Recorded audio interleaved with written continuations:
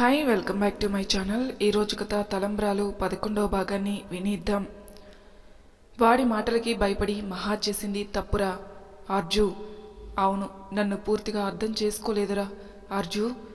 ఆ గొట్టంగాడి మాటలు విని నాటకం ఆడింది. వచ్చిన బహుమతి ఇంటి యజమాని మరణం. అయినా అంతా అయిపోయాక ఎందుకురా తన గురించి ఆలోచించడం కూడా వేస్టే. ముందు పద, వీడియో బయటికి రాకుండా ఆపాలి.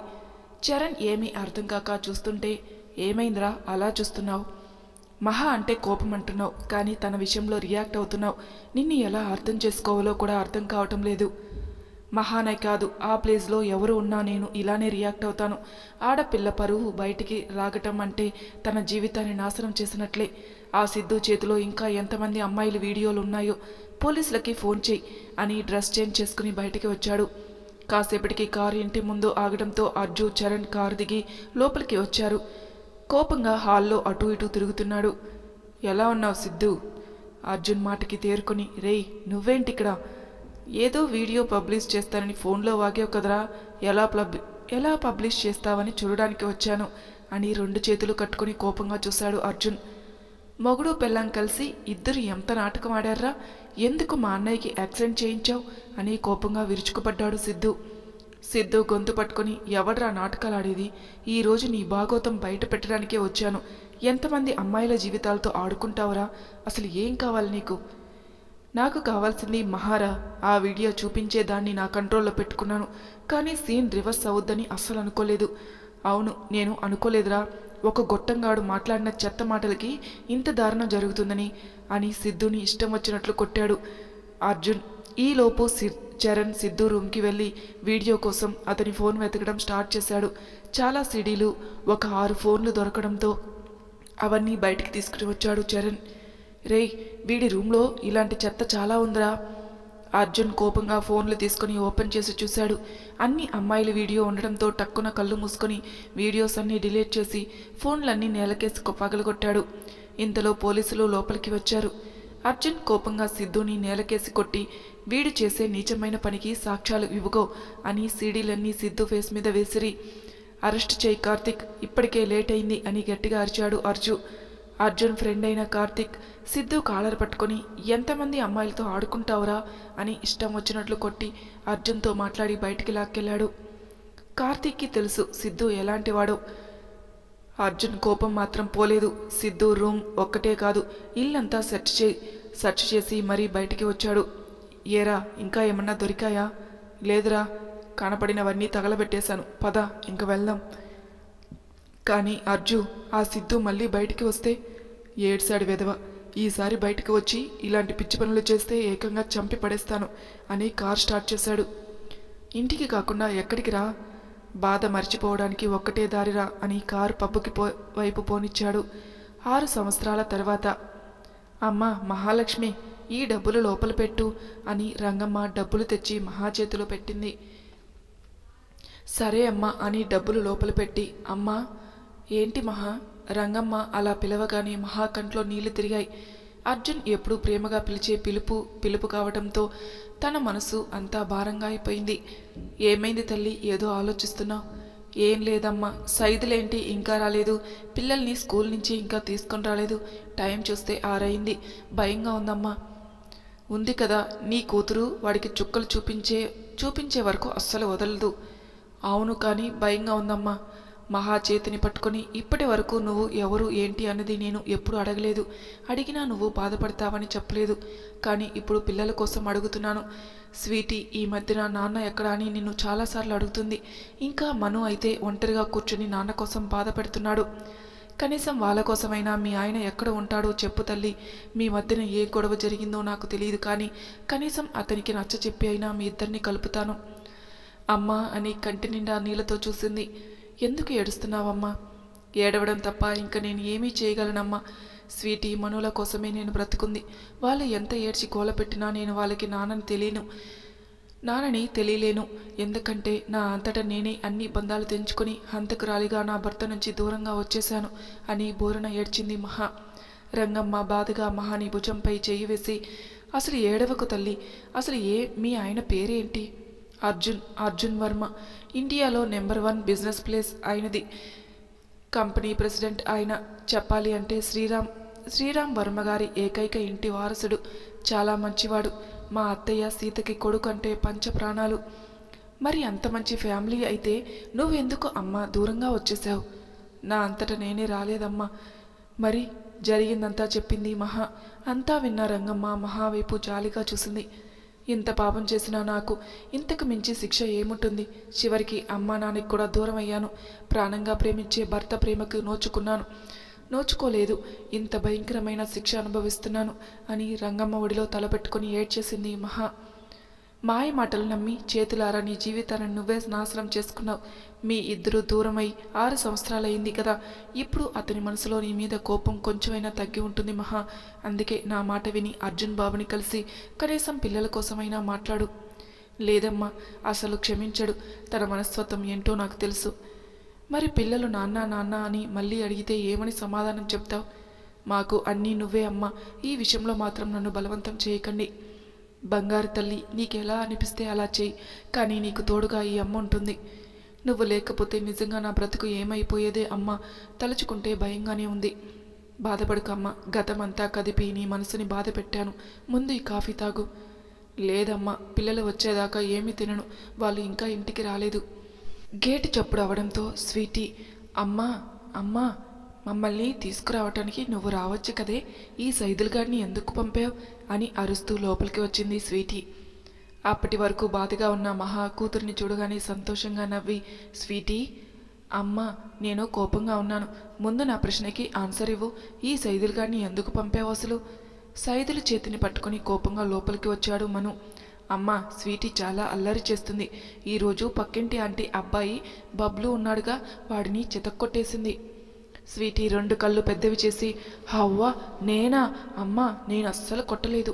అన్నయ్య అబద్ధం చెప్తున్నాడు. లేదు, నువ్వే అబద్ధం చెప్తున్నావు. అక్క, ఈ బుడ్డిది బబ్లు గారిని కొట్టడం నేను కళ్ళారా చూసే మన మనుకి చూపించాను.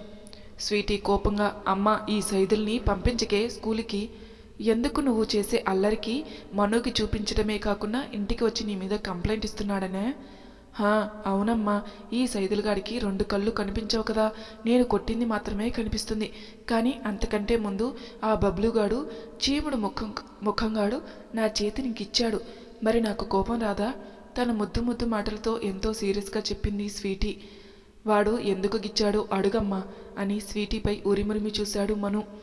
అవును, వాడు ఎందుకు గిచ్చాడే అంటే, అమ్మా వాడు నన్ను టీచర్ ముందు కోతి అని పిలిచాడు. నాకు కోపం వచ్చి బ్రేక్ టైంలో నెత్తి మీద కొట్టాను. వాడు నా చేతి మీద గిచ్చాడు. నాకు ఇంకా కోపం వచ్చి ఇంకెప్పుడు నన్ను కోతి అనకుండా వీపు మీద ఒక్కటిచ్చాను అని తను చేసిన పని ఎంత గొప్పగా చెప్పిందో స్వీటీ. చూసావా అమ్మ, ఎలా అబద్ధం చెప్తుందో? ఆ బబ్లు అసలు స్వీటీని కోతి అని అసలు అనలేదు. లంచ్ బ్రేక్లో ఇదే వాడిని కోతి అని పిలిచి వాడితో గొడవ పెట్టుకుంది అని చెల్లి మీద మళ్ళీ కంప్లైంట్ ఇచ్చాడు మను. రంగమ్మ నవ్వుతూ స్వీటీ వైపు చూసి, మహా, ఏది ఏమైనా నీ కూతురు మాత్రం మహా మాటకారి. అదే కొట్టింది కాకుండా మళ్ళీ తన తప్పు కనిపించకూడదని కథలల్లేస్తుంది. మను మాత్రం నీలానే సైలెంట్ అని రంగమ్మ అనగానే మన స్వీటీ ఈగో హర్ట్ అయి, అమ్మమ్మ, మను నువ్వు అనుకున్నంత గుడ్ బాయ్ అయితే కాదు. మా క్లాస్లో ఉన్న స్మైలీకే కాదు, టీచర్ కూడా సైట్ కొడుతున్నాడు వీడు అని మను సైదుల వైపు చూసి గర్వంగా కాళ్ళరెగరేసింది. మను సైదులు ఇద్దరూ నోరు ఒకేసారి తెరిచి చూస్తుండిపోయారు. ఇప్పుడు చెప్పామమ్మ, నేను గుడ్ గర్ల్ కదా? అబద్ధం అమ్మా, నేను సైట్ కొట్టడం ఏంటి అని బిక్కమొహం వేసుకుని, ఇదన్నీ అబద్ధాలు చెప్తుందమ్మా. ఈ స్వీటీ మాటలు అస్సలు నమ్మకండి. మా ఇంగ్లీష్ సార్కి ఇదే సైట్ కొడుతుంది అని స్వీటీ మీద కంప్లైంట్ ఇచ్చాడు మను. స్వీటీ సీరియస్గా మను వైపు చూసి, అవ్వ, నేను ఇంగ్లీష్ సార్ అయిన చైతన్య సార్కి సైట్ కొడుతున్నానా అని చేత్తో నోరు మూసుకుని, నాకు అసలు ఏ పాపం తెలియదమ్మా అని మహావైపు జాలిగా చూసింది. మహా కోపంగా ముందుకు వచ్చి, నీ గురించి నాకు తెలీదా? పైగా అన్నయ్య మీద అబద్ధాలు చెప్తున్నావా? స్వీటీ ఏడుపు ముఖం పెట్టుకుని, అంటే నేను సైట్ కొడుతున్నానని నువ్వు కూడా నమ్ముతున్నావా? నీకన్నీ నీ బాబు బుద్ధులే కదా వచ్చాయి. నీ గురించి నాకు తెలీదా అనుకొని, అయినా ఆ బబ్లు గారిని ఎందుకే కావాలని కొట్టావు? అందరూ నన్నే అంటారే. నేనేం తప్పు చేయకపోయినా నేనంటే బాగా లోకువైపోయాను. నువ్వు అన్నయ్య మాటలు, ఆ కర్రీ ముఖం వేసుకున్న ఆ సైదుల మాటలు విని నన్ను అనుమానిస్తున్నావు అని ఏడుపు ముఖం పెట్టుకుని తన రూమ్కి వెళ్ళిపోయింది. చూసావా మహా, దాని తెలివి! ఎక్కడైతే క్లాస్ పీకుతావని తెలివిగా లోపలికి ఎలా వెళ్ళిందో. మహా నవ్వి, మనం స్నానం చేపిస్తాను రారా. చెల్లి ఏడుస్తుందేమో అమ్మా. అది ఏడవదు, లోపలికెళ్ళి బొమ్మలతో ఆడుకుంటుంది రా. అది ఏడ్చిందని అనుకుంటే నువ్వు నేను పప్పులో కాలేసినట్లే అని మను చేతిని పట్టుకుని వాష్రూమ్కి తీసుకువెళ్ళింది. మహా అలా వెళ్ళగానే స్వీటీ కోపంగా బయటికి వచ్చి తన చేతిలో ఉన్న బాల్ని సైదుల ముఖంపై విసిరి, ఇంకొకసారి నా జోలికి వచ్చావనుకో ఈసారి రక్తం వచ్చేలా కొడతాను. అయినా ఆ బబ్లుగాన్ని కొడితే అన్నయ్యకి చూపించడమే కాకుండా అమ్మతో చెప్తావా కర్రోడా అని తిప్పుకుంటూ లోపలికి వెళ్ళింది. చాటుగా ఇదంతా చూసిన మహా తనలో తానే నవ్వుకుంది. సైదులు నవ్వుతూ బయటికి వెళ్ళాడు. కన్న తండ్రి దూరం అవ్వడంతో అర్జున్ ఇంకా తనని తాను మర్చిపోయి పూర్తిగా వర్క్లోనే పడ్డాడు. కానీ ఇప్పుడు తను ఒకప్పటి అర్జున్ అయితే కాదు. బిజినెస్లో గత 6 సంవత్సరాల నుంచి తన సత్తా చాటుతూనే ఉన్నాడు. కార్ ఇంటి ముందు ఆగడంతో అర్జున్ గట్టిగా ఊపిరి పీల్చుకుని వదిలి కారు దిగి లోపలికి వచ్చాడు. అతని వెనకే చరణ్ కూడా వచ్చాడు. అర్జున్, మధ్యాహ్నం హోటల్లో ఉన్న మీటింగ్కి నేను రానురా. ఎందుకు? ఉన్నాడు కదా నా కొడుకు, స్కూల్లో ఎవరినో కొట్టాడంట, ప్రిన్సిపల్ ఫోన్ చేసి రమ్మంది. దానికి మీటింగ్ రాను అంటున్నావు? ఫస్ట్ స్కూల్కి వెళ్ళి ఆ తర్వాత మీటింగ్ వెళ్దాం సరేనా? నువ్వు చెప్పాక ఇంకా కాదని ఎలా అంటాను? కాఫీ పెట్టనా? బావా స్ట్రాంగ్గా ఉండాలి అని నేరుగా తన సీత రూమ్కి వెళ్ళాడు. అమ్మా రా, కాఫీ తాగుతూ కానీ. ఎప్పుడొచ్చావు నాన్న? ఇప్పుడే అమ్మా. అయినా ఇంకా ఎన్ని రోజులు ఈ చీకటి గదిలో ఉంటావు? బయటికి రా అమ్మా. లేదురా, నాకు ఈ చీకటే బాగుంది. చరణేడి? కాఫీ పెడుతున్నాడు. ఏమన్నా తిన్నావా లేదా? తిన్నాన్రా. నీ ముఖం చూస్తేనే తెలుస్తుంది తిన్నావో లేదో. స్నానం చేయి, ఈలోపు బ్రేక్ఫాస్ట్ రెడీ చేస్తాను అని పైకి లేచి సీత బట్టలు టవల్ తీసి బెడ్ మీద పెట్టింది. నేను 10 నిమిషాల్లో రూమ్కి వస్తాను, నువ్వు రెడీ అయి ఉండాలి, అర్థమైందా అని ఆర్డర్ వేసి కిచెన్ రూమ్కి వచ్చాడు అర్జున్. బావా కాఫీ? అక్కడ పెట్టరా అని ఫ్రిడ్జ్లో ఉన్న దోశల పిండి తీసి కలుపుతూ, అమ్మ ఎప్పటికీ మామూలు అవుతుందో అర్థం కావడం లేదురా. ఎప్పుడు చూసినా ఆ గదిలోనే ఉంటుంది. భర్తని మర్చిపోవడం అంత సులువు కాదురా. పైగా నీ గురించి కూడా అమ్మ బెంగ పెట్టుకుంది, నీ జీవితం ఏమైపోతుందో అని. చరణ్ అర్జున్ ఫేస్ చూశాడు. కాఫీ సిప్ చేస్తూ మరో చేత్తో దోశ వేస్తూనే, నా జీవితం మారదు చరణ్, ఇదే నా జీవితం. కానీ అర్జున్, మహా ఎక్కడ ఉందో ఏంటో కూడా తెలీదు. మహా చేసిన పనికి తన తల్లిదండ్రులు కూడా బాధతో కుమిలిపోయి మహా చనిపోయిందని, మా కూతురు కాదని బాధపడి వాళ్ళు ఊరు తిరిగి వెళ్ళిపోయారు. అసలు మహా ఎక్కడుందో తెలుసుకునే ప్రయత్నమని చరణ్ మాట కదిపాడు. తన పేరెంట్స్ అన్నారు కదా చనిపోయిందని, ఇంకెందుకు పోయిన వాళ్ళ కోసం ఆలోచించడం? అర్జున్. చరణ్, నా నోటి నుంచి ఈ మాటలే వస్తున్నాయి. 6 సంవత్సరాల నుంచి ఇకపై అలానే వస్తాయి మాటలు మాత్రమే కాదు, నా మనసు కూడా మారదు. అది కాదురా, వద్దురా, గాయాన్ని కదపకు, రేగితే నొప్పి భరించడం నా వల్ల కాదు అని కోపంగా బయటికి వచ్చాడు. అప్పుడే సీత రూమ్ నుంచి బయటికి వచ్చింది. నా తల్లి, నేను నా చరణ్ ఇదే ప్రపంచం అనుకున్నాడు. ఏమైందిరా, ఇప్పటి వరకు బాగానే ఉన్నావు కదా అని అర్జున్ పక్కన కూర్చుంది సీత. ఏం లేదమ్మా, దా బ్రేక్ఫాస్ట్ చేద్దాం. చెప్పరా. నేను ఎన్నిసార్లు సారీ చెప్పినా హర్ష యాక్సెప్ట్ చేయటం లేదమ్మా. అప్పుడే కిచెన్ రూమ్ నుంచి బయటికి వచ్చిన చరణ్ అర్జున్ వైపు చూశాడు. చేస్తాడులే ఏదో రోజు అయినా, ఇప్పుడు ఎందుకు బాధపడుతున్నావు? ఏం లేదమ్మా. అర్జున్, ఒక మాట అడుగుతాను, కాదని అనవు కదా? నీ మాట నేను ఎప్పుడు కాదంటానమ్మా. నీ జీవితం మళ్ళీ బాగుండాలని ఆసరా. మహా చేసింది తప్పే, కాదని అనను. కానీ ఇంతటితో నీ జీవితం అయిపోలేదు. అందుకే నువ్వు మళ్ళీ పెళ్లి చేసుకోరా. పిల్లా పాపలతో నీ జీవితం మళ్ళీ సంతోషంగా ఉండాలని ఆశపడుతున్నాను. అర్జున్ కోపం వచ్చినా తమాయించుకొని, వద్దమ్మా, ఇంకెప్పుడు ఇలాంటి మాటలు మాట్లాడుకు. నాకు ఇలానే బాగుంది. ఒంటరి లైఫ్ బాగా నచ్చింది నాకు. అది కాదురా, ఒకసారి నేను చెప్పేది విను. అమ్మా, నాకు ఆఫీస్కి టైం అవుతుంది. చరణ్, వెళ్దామా? ఒకసారి అమ్మ చెప్పేది వినరా. నువ్వు ఆఫీస్కి వస్తావా రావా? పద అని ఇద్దరు బయటికి నడిచారు. సీత ఇంకా బాధగా రోజు జరిగే తంతు కావడంతో తన రూమ్కి వెళ్ళింది. ఎందుకురా అమ్మ చెప్పేది వినకుండా అలా కోపంగా బయటికి వచ్చేసావు? బన్నీ కాడ స్కూల్ ఎక్కడ, ఏదో మీటింగ్ అన్నావు. అర్థమైంది, మూసుకుని ఉండడమే కదా అర్థం. నువ్వు జరిగిందే తలుచుకుని ఇలా ఒంటరిగానే మిగిలిపో అని విరుచుకుపడ్డాడు చరణ్. అర్జున్ ఇంకా ఏమీ మాట్లాడలేదు. కాసేపటికి కార్ స్కూల్ ముందు ఆగడంతో చరణ్ కార్ దిగాడు. అర్జున్ కూడా కార్ దిగాడు. స్కూల్ బయట బన్నీని పట్టుకుని చితక కొడుతుంది స్వీటీ. ఇంకొకసారి నన్ను కోతి అన్నావంటే ఊరుకునేదే లేదు. నిన్ననే కదా ఆ బబ్లు గారిని కొట్టడం చూసావు, మళ్ళీ నన్ను ఎలా అనగలిగావు కోతి అని? స్వీటీ, వాడిని వదులు, నా మాట విను, చెప్తున్నాను కదా అని బలవంతంగా చెల్లిని పట్టుకుని వెనక్కి లాగుతున్నాడు మను. అయినా బుడ్డది ఎంతకే వినేదే. వినదే బన్నీ వీపు విమానం మోత మోగేలా మరీ కొడుతుంది. గొడవ చూస్తున్న అర్జున్, ఒరేయ్ అక్కడ నీ కొడుకు చూడరా, ఎవరో పాప చేత ఫుల్గా దెబ్బలు తింటున్నాడు. చరణ్ ఆశ్చర్యంగా చూసి, ఎవర్రా అది అలా కొట్టేస్తుంది నా కొడుకుని, చెప్తాను దాని సంగతి అని స్వీటీ దగ్గరికి వెళ్ళాడు. వై అమ్మాయి, ఎవరు నువ్వు నా కొడుకుని పట్టుకుని అలా కొట్టేస్తున్నావు? మరి కొట్టక ముద్దు పెట్టుకోవాలా? ముఖం చూడు ఎలా ఉందో. నన్ను కోతి అని తిట్టాడు, అందుకే కొట్టాను. చాలా కోపంగా చెప్పింది స్వీటీ. కోతి అంటే కొట్టేస్తావా? మిమ్మల్ని నేను అంకుల్ అనటం మానేసి కోత అంకుల్ అంటే మీకు బాగుంటుందా అని గుండ్రంగా కళ్ళు తిప్పి మరీ అడిగింది స్వీటీ. అర్జున్ ఒక్కసారిగా గట్టిగా నవ్వాడు. చరణ్కి కూడా నవ్వు వచ్చినా ఆపుకొని, అసలు ఎవరే నువ్వు? భూమికి జానుడు లేవు, నన్నే కోత అంకుల్ అంటున్నావు? నేను హైట్గానే ఉన్నాను, మీ అబ్బాయి భూమికి జానుడున్నాడు, అందుకే నా చేత ఒంగుని మరీ తన్నులు తిన్నాడు. చెప్పండి మీ అబ్బాయికి ఇంకొకసారి నన్ను గాని కోతి అంటే ముఖం పగులుతుందని. అంటే ఏం చేస్తావే? ఈసారి స్కూల్ దగ్గర కొట్టాను, ఇంకోసారి నా జోలికి వస్తే మీ ఇంటికి వచ్చి మరీ ఉతికి ఆరేస్తాను అని భయం లేకుండా చూపుడు వేలు చూపించి మరీ చరణ్కి వార్నింగ్ ఇచ్చింది. చరణ్ షాక్ అవి, నువ్వు మామూలు దానివి కాదే, నీకు అస్సలు భయం లేదు. నాకు భయం లేదు, అయినా తప్పు చేసింది మీ అబ్బాయి, ముందు నాకు సారీ చెప్పమనండి. ఆహా, ఇవ్వాల్సిన కోటింగ్ ఇచ్చేసావు కదే, ఇంకా సారీ కావాలా? ఇప్పుడు అర్థమైంది మీ అబ్బాయికి ఎందుకు బుద్ధి లేదో. ఆహా, ఏమర్థమైంది? మీకు ఉంటే మీ కొడుక్కి ఉంటుంది బుద్ధి, మీకు లేనిదే ఈ బన్నీకి ఎలా వస్తుంది? అర్జున్కి ఇంకా నవ్వు ఆగలేదు. నవ్వుతూ చరణ్ దగ్గరికి వచ్చి పాపను చూశాడు. ముద్దుగా బొద్దుగా చాలా చాలా అందంగా ఉంది. ఆ పక్కనే ఉన్న మను కూడా చాలా క్యూట్గా అందంగా ఉన్నాడు. ఎవర్రా ఈ పిల్లలు ఇంత అందంగా ఉన్నారు చబ్బీగా? ఏమోరా, ఈ పిల్ల చూసావా ఎంత గడుసుగా మాట్లాడుతుందో? నిజమే కదా చెప్పింది, నీకు ఉంటే నీ కొడుకు వస్తుంది బుద్ధి. ఆ మాటకి స్వీటీ నవ్వి, చూసారా ఆ అంకుల్ కూడా మీకు బుద్ధి లేదని చెప్పారు అని గలగలా నవ్వేసింది. మను కోపంగా స్వీటీ చేతిని పట్టుకుని, స్వీటీ ముందు నువ్వు ఆ అంకుల్కి బన్నీకి సారీ చెప్పు. అదేంటన్నయ్య, వాడు నన్ను కోతి అన్నాడు కదా. కోతి అంటే కొట్టేస్తావా? నువ్వు బన్నీని చాలా గట్టిగా కొట్టావు, అది చాలదు అన్నట్టు పెద్దవాళ్ళతో అలానే నా మాట్లాడేది. ముందు అంకుల్కి సారీ చెప్పు. నేను చెప్పనన్నయ్య, తప్పు నాది లేనప్పుడు నేను ఎందుకు సారీ చెప్పాలి? నువ్వు నా మాట వింటావా వినవా? గట్టిగా అన్నాడు మను. స్వీటీ ఏడుపు ముఖం పెట్టుకుని, సారీ అంకుల్, సారీ బన్నీ అని పక్కకి వెళ్ళింది. మను చరణ్ వైపు చూసి, సారీ అంకుల్, మా చెల్లి అలా మాట్లాడినందుకు సారీ బన్నీ. ఇట్స్ ఓకే, నాకు ఏం కోపం రాలేదు, కానీ మీ చెల్లి మాకు బాగా నచ్చింది.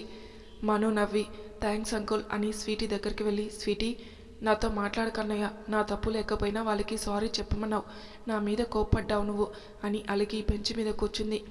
అర్జున్ ప్రిన్సెస్ అప్పటికే ఇదంతా అర్జున్ చూస్తూనే ఉన్నాడు. స్వీటీ గెడ్డం పట్టుకుని, అది కాదు స్వీటీ, వాడు కోతి అని ఎందుకన్నాడు? ఫ్రెండ్స్ అనే కదా సరదాగా అన్నాడు, అంత మాత్రానికే కొట్టేస్తావా? నీకు తెలుసు కదా అన్నయ్య, నాకు కోతి అంటే నచ్చదని, మరి కొట్టకుండా ఎలా ఉంటాను? స్వీటీ చేతిని పట్టుకుని, నిన్ను ఎవరైనా ఏమన్నా అన్నా కొట్టడానికి చెయ్యి ఎత్తినా శిక్షించడానికి ప్రిన్సిపల్ సార్ ఉన్నారు కదా. ఉన్నారన్నయ్య, మరి సారుండుగా నువ్వు అలా కొట్టడం తప్పు కదా. తప్పే అన్నయ్య. మరి అమ్మ మనల్ని ఒక మాట అంటే మనం సైలెంట్గా ఉంటామా లేదా? సైలెంట్గానే ఉంటామన్నయ్య. అమ్మ మనల్ని ఒక మాట అంటే ఎందుకు సైలెంట్గా ఉంటున్నావు? తిరిగి అమ్మని ఎందుకు కొట్టడం లేదు? ఎందుకంటే అమ్మ పెద్దది కదా అన్నయ్య, ఎలా తిట్టగలను? మరి అంకుల్ కూడా పెద్దవాళ్లే కదా, అమ్మ మనకంటే పెద్దవాళ్ళని గౌరవించాలని కానీ తిట్టచ్చా? లేదన్నయ్య, తిట్టకూడదు. నిజమే, వాడు నన్ను కోతి అంటే సార్కి కంప్లైంట్ ఇవ్వాలి, కానీ అలా చితక్కొట్టకూడదు. పైగా అంకుల్ని ఎదిరించడం కూడా తప్పే, ఇంకెప్పుడు ఇలా చేయను.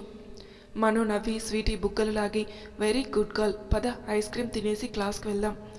ఐస్ క్రీమ్ అనగానే స్వీటీ ముఖం వెలిగిపోయింది. అప్పటికే ఇదంతా చూసిన అర్జున్ మను వైపు సంతోషంగా చూశాడు. ఇద్దరు చాలా డిఫరెంట్గా ఉన్నారు. బాబు ఎవరో కానీ చాలా డీసెంట్గా ఉన్నాడు, తెగ నచ్చేశారు ఇద్దరు అనుకున్నాడు. స్వీటీ మను బయటికి వచ్చి ఐస్ క్రీమ్ కొనుక్కొని అక్కడే ఉన్న బెంచ్ మీద కూర్చొని తింటున్నారు. చరణ్ బన్నీని తీసుకుని ప్రిన్సిపల్ దగ్గరికి వెళ్ళాడు. అర్జున్ నవ్వుతూ మను స్వీటీ దగ్గరికి వచ్చి, హాయ్, మీ నేమ్స్ ఏంటి? తింటున్న స్వీటీ, మీ పేరేంటి అంకుల్? నా పేరు అర్జున్ వర్మ. మరి మీ పేర్లేంటి? అమ్మో నేను చెప్పను. అర్జున్ ఆశ్చర్యంగా చూశాడు. వై డార్లింగ్, ఎందుకు చెప్పవు అని స్వీటీ మను పక్కన కూర్చున్నాడు. మా అమ్మ చెప్పింది కొత్త వాళ్ళతో ఎక్కువ మాట్లాడకూడదని, ఏం అడిగినా సైలెంట్గా ఉండమని. అర్జున్ నవ్వి, నువ్వు మామూలు తెలివైన దానివి కాదుగా, నేను ఇకపై మీ ఫ్రెండ్ అన్నమాట. నా పేరు చెప్పాను కదా, మరి మీ పేరేంటి? నా పేరు ఐశ్వర్య. మా అన్నయ్య పేరు? మీ అన్నయ్య పేరు? రే అన్నయ్య నువ్వు చెప్పరా, నీ పేరు నాకు నోరు తిరగదు అని ఐస్ క్రీమ్ తినటంలో మునిగింది. స్వీటీ మాటలకు నవ్వుకొని నీ పేరేంటి? నా పేరు శ్రీకృష్ణ అంకుల్. వావ్, మీ నేమ్స్ చాలా బాగున్నాయి అని ఇద్దరిని దగ్గరికి తీసుకుని గుండెలకి హత్తుకున్నాడు. తెలియకుండానే అర్జున్ పెదవులపై నవ్వు, ఏదో తెలియని ఆనందం. స్వీటీ నవ్వుతూ అంకుల్ మీకొటి చెప్పనా? ఏంటిమా అని మరింతగా గుండెలకి హత్తుకున్నాడు. ఎందుకో అర్జున్కి అసలు వదలాలని లేదు. ఆ అంకుల్ కంటే అందంగా మీరే అందంగా ఉన్నారు అని అర్జున్ చెంపపై ముద్దిచ్చింది. స్వీటీ క్యారెక్టర్ చూడగానే అర్జున్కి తనని తాను చూసుకున్నట్టే అనిపించింది. చిన్నప్పుడు అర్జున్ కూడా అంటే ఎవరైనా అందంగా ఉంటే ఇలానే కిస్ చేయడం గుర్తొచ్చి స్వీటీని మరింతగా ముద్దు పెట్టుకున్నాడు. మను ఫేస్ చూడగానే అర్జున్కి తన తండ్రి గుర్తొచ్చాడు. ఆ మాట తీరు, నవ్వు అన్నీ తన తండ్రిలా అనిపించడంతో మనుని అసలు వదల్లేదు.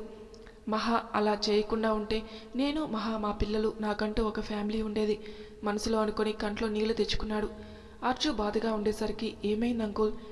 ఏం లేదుమా, మీ ఇద్దరు నాకు చాలా బాగా నచ్చారు. మా అమ్మకి పిల్లలంటే చాలా ఇష్టం. మీరు అప్పుడప్పుడు మా ఇంటికి వస్తారా? స్వీటీ మను వైపు చూసి అన్నయ్య ఈ అంకుల్ నాకు బాగా నచ్చారు, వెళదామా? మను అర్జున్ చేతిని పెట్టుకుని వస్తాం అంకుల్, అమ్మకి కూడా ఒక మాట చెప్పి వస్తాం. థ్యాంక్స్ నాన్న అని మను నుదుటిన ముద్దు పెట్టాడు. మను ఎంతగానో సంతోషపడిపోయాడు. స్వీటీ బుంగముద్దు పెట్టుకుని వాడికే నా ముద్దులు నాకు లేవా? అరే డార్లింగ్, నీకు పెట్టకుండా ఎలా ఉంటాను అని స్వీటీకి కూడా ముద్దులు వర్షం కురిపించాడు. బన్నీకి కాస్త బుద్ధి చెప్పి బయటికి వచ్చిన చరణ్, అర్జున్ ఇద్దరు పిల్లలతో అంత చనువుగా సంతోషంగా చూడగానే ఆశ్చర్యంగా చూశాడు. ఎన్ని సంవత్సరాలైంది వీడి ఫేస్ సంతోషంగా చూసి అనుకొని, ఏంట్రా మీటింగ్ అన్నావు, ఇక్కడ ఈ కంచుతో సెటిల్ అయిపోయావా? స్వీటీ కోపంగా చూసింది. ఏంటే ఇప్పటికీ వచ్చి నా పెళ్ళామే నన్ను ఎప్పుడూ ఎదిరించలేదు, అలాంటిది నువ్వు నాకు బుద్ధి లేదని అంటావా అని చబ్బీగా ఉన్న స్వీటీ 2 బుగ్గలు లాగి వదిలాడు. ఆఫ్ అంటూ స్వీటీ 2 బుగ్గలపై చేతులు వేసుకుని, ఇలానే ఆంటీని మీరు గట్టిగా గిల్లుతారేమో, అందుకే మిమ్మల్ని ఏమీ అనదనుకుంటా. అర్జున్కి ఇంకా నవ్వు ఆగలేదు. ఎందుకురా గెలికి మరీ వేయించుకుంటున్నావు? ఈ బుడ్డది నాకు తెగ నచ్చేసిందిరా, సేమ్ నీ జిరాక్స్నే, మాటలేంటి బుద్ధులు కూడా అలానే ఉన్నాయి. అర్జున్ నవ్వి, పిల్లలు ఇలానే యాక్టివ్గా ఉంటారా, అందరూ మీ బన్నీలా ఉంటారేంటి? ఇంతకీ ఏం చేశాడు వాడు? ఏముంది, మనోడు ఎవరినో కొట్టాడు, అందుకే క్లాస్ పీకారు. మీటింగ్కి టైం అవుతుంది, వెళ్దామా? ఇప్పుడు అర్థమైందా అంకుల్ మీ అబ్బాయి అందరినీ కొడుతున్నాడని? నా కొడుకు ఎవరి జోలికి వెళ్ళినా పర్వాలేదు, కానీ నీ జోలికి మాత్రం రానివ్వనే బాబు, వాడితో పాటు నన్ను వాయించేలా ఉన్నావు. సారీ అంకుల్, మీ ఫేస్ కట్ నాకు నచ్చలేదు కాబట్టి మిమ్మల్ని కొట్టాను. ఏంటి, నా ఫేస్ కట్ నీకు నచ్చలేదా? అవును, కావాలంటే మీ ముఖం అద్దంలో చూసుకోండి అని చరణ్కి నోటి మాట రాకుండా కౌంటర్లు వేయటం మొదలుపెట్టింది. చరణ్ కూడా తగ్గలేదు, రెచ్చిపోయాడు. అర్జున్ మనుని ఒడిలో కూర్చోబెట్టుకుని మరీ ఎంజాయ్ చేస్తున్నాడు. అమ్మని జోలికి వచ్చానో చూడు, నా చెప్పు తీసుకొని నేను కొట్టుకోవాలి. అయ్యో అంకుల్, దెబ్బ చిన్నదిగా తగులుతుంది, కొరడా తీసుకుని కొట్టుకోండి అని స్వీటీ పడిపడి నవ్వింది. తెగ నచ్చేసావే నువ్వు బుడ్డిదానా అని స్వీటీని ఎత్తుకుని గిరిగిరా తిప్పి బోలెడు ముద్దులు పెట్టాడు. చరణ్ ముద్దు పెట్టగానే స్వీటీ వెంటనే చెంపపై తుడుచుకుని నవ్వుతూ చూసింది. స్వీటీ పనికి అర్జున్కి మహానే గుర్తొచ్చింది. ఆ రోజు తాగిన మైకంలో మహాకి చెంపపై ముద్దు పెట్టినప్పుడు మహా చెంపపై తుడుచుకుని నవ్వుతూ తనని హగ్ చేసుకుంది. గుర్తొచ్చి స్వీటీ వైపు అలానే చూశాడు. మరి తర్వాయి భాగంలో ఏం జరుగుతుందో నెక్స్ట్ ఎపిసోడ్లో తెలుసుకుందాం. అంతవరకు నా ఛానల్ని సబ్స్క్రైబ్ చేయని వాళ్ళు ప్లీజ్ సబ్స్క్రైబ్ చేసుకోండి, లైక్ చేసి షేర్ చేయండి, మీ అభిప్రాయాలు నాకు కామెంట్ రూపంలో తెలియజేయండి. Thank you for listening.